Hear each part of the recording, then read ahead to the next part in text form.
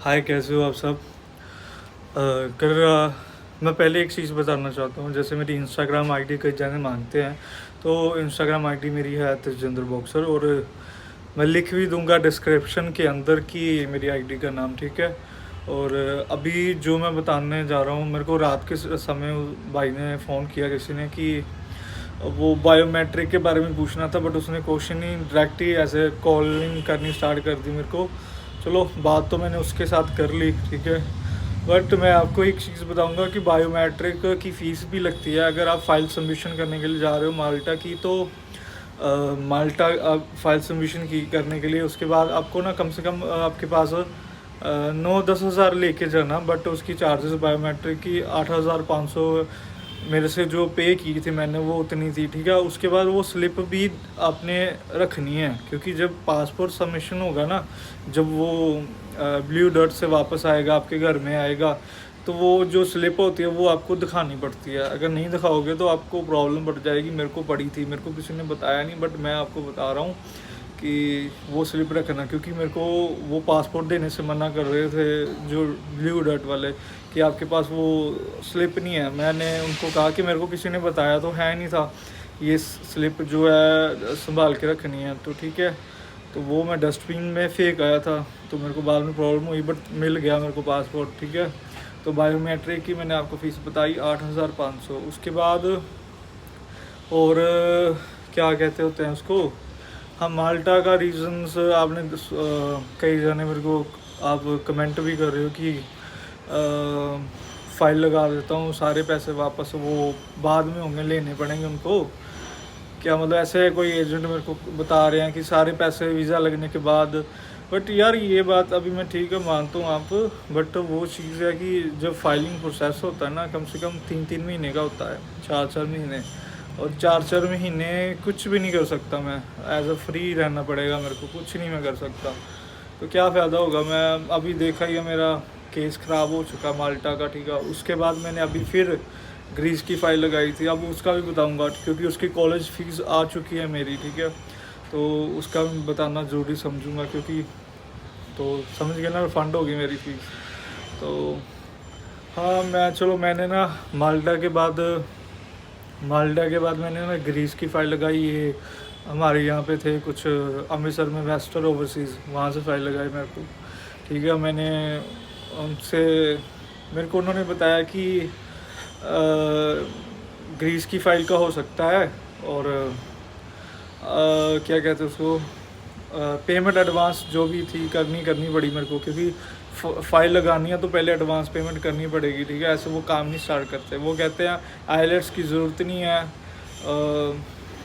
Fund भी इतने नहीं चाहिए, मतलब 6 महीने की पेमेंट करनी पड़ेगी, ठीक है। 6 महीने की वहाँ पे जाके करनी पड़ेगी। तो ऐसे था पहले केस जो मैंने फ़ाइल के समय लगाना था, ठीक है। वो थोड़ा सा हुआ क्या, 1.5 महीने के बाद मेरे को मेल आई, उन्होंने मेरे को मेल सेंड करी कि अभी 6 महीने की नहीं करनी, अभी पूरे साल की फीस पे करनी है। तो कम से कम करनी थी 6,000 यूरो करनी थी। पहले मैंने करनी थी 3,000 यूरो, तो बाद में 6,000 यूरो करनी थी, ठीक है। चलो, मैंने थोड़ा सा लगा मेरे को टाइम, फिर भी मैंने कॉलेज की फ़ीस पे कर दी, साल की पूरी कर दी मैंने, ठीक है। वो 1 महीने के बाद ही मैंने कर दी फ़ीस। वो फ़ीस करने के बाद मेरे को आनी थी LOA, जो लेटर ऑफ एक्सेप्टेंस होती है, जो यूनिवर्सिटी की तरफ से आनी है, ठीक है। और वो ना मेरे हिसाब से मेरा ना 1 महीना ना बीत चुका था, मतलब मैंने फ़ीस पे कर दी, ठीक है। 1 महीना बीत चुका, तो 1.5 महीना बीत चुका था पहले। तो मैंने बार बार पूछता रहता हूँ एजेंट को, क्यों, क्या हुआ, फ़ाइल क्यों नहीं आ रही, फ़ाइल क्यों नहीं आ रही। तो वो उन्होंने बताया कि आ जाएगी आ जाएगी आ जाएगी, बट आ ही नहीं रही। तो पूरे 1.5 महीने के बाद, 4-5 हफ्ता बाद, थोड़ी सी मैंने इंक्वायरी ज़्यादा बढ़ा दी, सर्च ज़्यादा कर दिया। मैंने उनकी मेन ब्रांच से फ़ोन कर दिया कि मेरे फ़ाइल क्यों नहीं आ रही, क्यों नहीं आ रही। तो जब उन्होंने इन्वेस्टिंग सर्च किया, तो उनको पता चला कि जो मेरी +2 के बाद जो गैप पड़ा हुआ है ना, उसी के कारण ना मेरी वो LOA नहीं आ रही। तो वो कह रहे हैं कि अभी तेरे को आइल्स करनी पड़ेगी फिर से। मैंने कहा मैंने PT की हुई है, तो बट आइल्स अभी 1 महीने में, कब 1 महीने में कैसे हो सकती है, मतलब क्लियर 6 चाहिए थे, ठीक है। नो लेस दैन 6, सब में ये 6 ईच चाहिए, सब में लिसनिंग आइल्स, ओ क्या कहते हैं उसको, स्पीकिंग राइटिंग जो भी है, ठीक है ना, सब में 6-6 बेंच चाहिए। तो मैंने कहा कि 1 महीने में ये पॉसिबिलिटी है नहीं, ये तो आपकी गलती है, आपने मेरे को पहले क्यों नहीं बताया, फाइल सबमिशन आपने की। वो कह रहे हैं कि हमें कहा ऊपर से आया ऑर्डर। मैं ऊपर से कहा आपको क्यों नहीं पता, आपको अभी मेरा टाइम भी वेस्ट किया, मैंने कॉलेज फ़ीस भी पे किया, ठीक है। तो वो कह रहे हैं मेरे को नहीं पता ऐसे ऐसे। मैंने उनको भी बोला कि ऐसा क्यों हुआ, क्या किया। वो कह रहे हैं हमें फ़ोन ना लगाओ, मेन ब्रांच पे मैंने फ़ोन किया तो वो कह रहे हैं मेरे को हमें फ़ोन ना दोबारा करो, अपनी मेन जहाँ पे वीज़ा लगाए वहीं से बात करो, हमसे ना बात करो।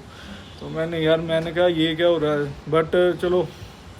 उसके बाद फिर मैंने रिफ़ंड डाल दिया कि मैंने कहा मेरा 1 महीने में मेरी आइल्स या पीटी क्लियर नहीं होगी ना, वो गलीलो वाला टेस्ट भी नहीं होगा मेरे साथ, ठीक है। 1 महीने में पॉसिबिलिटी नहीं थी, तो मैंने रिफ़ंड का डाल दिया। और जो पेमेंट थी 6,000 यूरो पे किए थे मैंने, एक्स्ट्रा मतलब 25 यूरो एक्स्ट्रा भी पे किए थे, जो चार्ज लगते हैं यहाँ पे जो भी है। और मेरी ऑफ़र लेटर पे एक चीज़ लिखी हुई थी कि अगर मैं रिफ़ंड करता हूँ, कुछ भी केस विड्रॉ करता हूँ, तो मेरे मतलब कॉलेज की फ़ीस में 150 यूरो कटेंगे, ठीक है। 150 यूरो करने के बाद ही मेरी फ़ीस उसमें से आएगी, ठीक है। तो 150 यूरो कहे थे मेरे को, बट मेरी फ़ीस जो आई है ना उसमें कम से कम 555 यूरो कटे हैं, मतलब नियर अबाउट 44,000 रुपीज़ मेरे कट के आए हैं, जो कि कटने थे नियर अबाउट 20 है ना, 18 से 20 हज़ार कटने थे, वो 44,000 काट के आए हैं पैसे। तो मेरे को समझ नहीं लग रही पहले उन्होंने क्या क्या कर रहे हैं फ़ाइलों में। 150 यूरो लिखा हुआ साफ उसमें लिखा हुआ, तो मेरे कह रहे बाद में मेरे को ये एक्सक्यूज़ किया कि ये क्या पता यूरो फ्लैक्चुलेट हुआ वो, इसीलिए ये कट के आई फीस। मैंने सोचा यार पहले थोड़ा ये बताया था आपने, ऐसे भी हो सकता है, ऐसे जो रिटर्न स्टेटमेंट में जो लिखा हुआ है तो ऐसा क्यों नहीं हो रहा।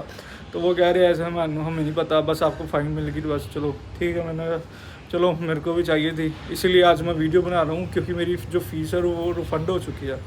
तो उसके बाद तभी ये मैं वीडियो बना रहा हूँ। तो मेरे को समझ नहीं लग रही फ़ाइल किससे अप्लाई करूँ। सारे के सारे तो ऐसे ही काम कर रहे हैं, पैसे ख़राब कर रहे हैं। ऑफ़र मतलब ऑफ़र लेटर मंगवाने के लिए भी मैंने एडवांस पैसे दिए 5,000, उसके बाद कॉलेज फ़ीस के भी मैंने कॉलेज फ़ीस भी पे की। उसके बाद जो लिखा था वो 150 यूरो कटना था, वो कम से कम 555 यूरो कट गए। तो मेरे को समझ नहीं लग रही कैसे फ़ाइल लगाऊँ, कैसे ट्रस्ट करूँगा। अभी फ़ाइल लगाने का कोई फ़ायदा थोड़ा किसी भी। अभी मेरे 2 बार मेरे पैसे भी ख़राब हुए हैं, ट्रस्ट भी ख़त्म हुआ, टाइम भी ख़राब बहुत ज़्यादा हुआ मेरा। तो फिर अभी मेरा फ़ाइल लगाने का बिल्कुल दिल नहीं है। तो आप मेरे को कहते रहते हो ना फ़ाइल लगा लो, इससे लगा लो, उससे लगा लो, मेरा बिल्कुल है नहीं मन उसके किसी से भी फ़ाइल लगाने का। तो मैं सोच रहा हूँ खुद से ही मैं ट्राई करूँगा, अगर करना भी हो।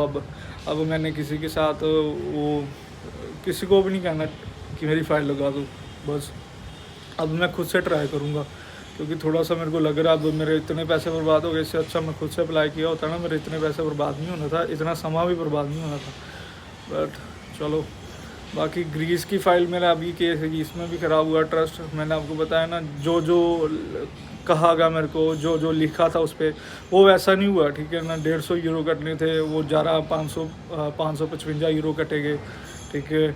ऑफ़र लेटर उस पर लिखा हुआ था कुछ कि 6 महीने की पेमेंट करनी, पर मैंने साल की मेल आईडी के, ठीक है। उसके बाद ये बातें बस हो रही है, बस फाइल वीज़ा मिल ही नहीं रहा, रिजेक्ट हो रहा, सीधा डायरेक्ट हो रहा है, रिजेक्ट हो रहा है। मतलब अभी क्या करूँ, रिफ्यूज़ल ही समझूँ या रिजेक्ट समझूँ या इनकी क्या फ़ाइलें लगाने का बस आपको समझ नहीं लग रही क्या करूँ क्या नहीं।